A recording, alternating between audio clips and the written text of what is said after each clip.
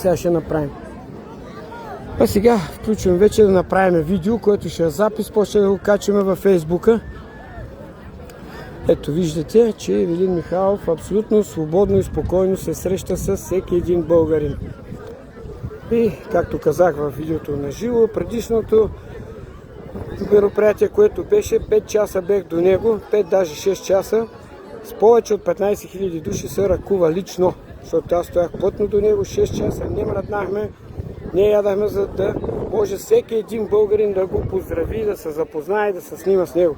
Съвсем обикновен човек, истински, който всеки един българин може да докосне. Без охрани, без нищо. Ето му и прекрасната женица.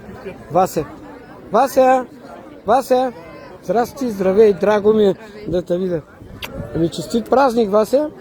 И правя си едно видео, тук обяснявам на хората, че човека няма нужда от охрана, нали така?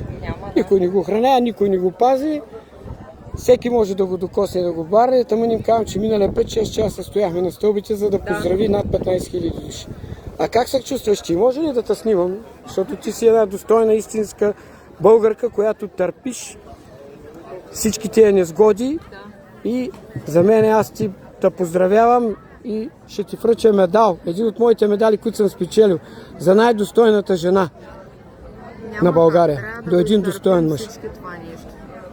Когато има борба, така е. Продължават ли още тия? Продължават още. Не спира. Нали виждаш, че пак запори, пак е такива.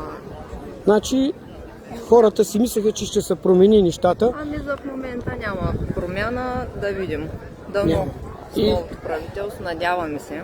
Аз за това казвам и се обръщам към господин премиера Румен Радев и хората около него. Той ме познава, знае много добре кой съм.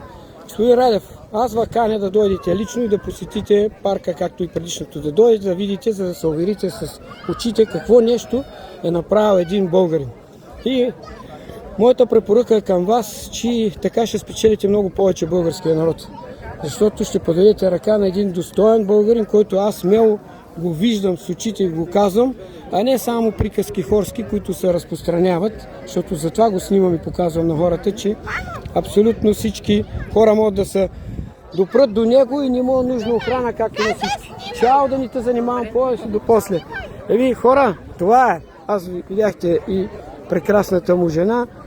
На Ивелин, пак ви го казвам, потретвам, някой вече може би ще ме намразите, но фактите, когато говорят и боговете мълчат. Вие си правете сами асоциации, казвам ви. Миналия път бяха над 25 000 души. С 15 000 ви гарантирам, че се ръкува.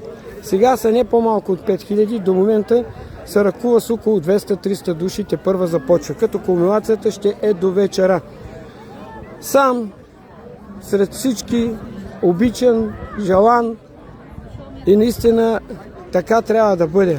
Такъв човек трябва да бъде уважаван, такъв човек трябва да бъде показван и неговия пример трябва да бъде подплатен с помощта на властоимащите. Но ако не искате, нали, се дистанцирате заради партийни пристрастия, поне не идея да пречете, хора, моля ви се. Поне не идея да пречете, оставете го този човек да твори и да видите, че ще спечели цяла България и целият български народ.